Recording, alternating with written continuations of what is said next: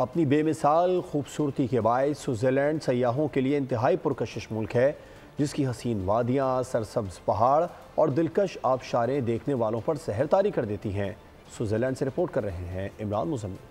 बर्फीली वादियाँ, खूबसूरत झीलें, दिलफरेब पहाड़, हसीन आबशारें, तवील सब्ज़ाज़ार, कुदरती हुस्न से मालामाल स्विट्जरलैंड किसी जन्नत से कम नहीं। सर्दियों में यहाँ नज़ारे मजीद सहरंगेज हो जाते हैं। स्विट्जरलैंड के शहर शाफहाउज़न खूबसूरती में अपनी मिसाल आप है, जिसे देखने सयाह खिंचे चले आते हैं। रेनफॉल प्लेस है, ये इंतहाई खूबसूरत है, तो मैं सबको कहूँगा कि वो आएँ और इस जगह को विज़िट करें।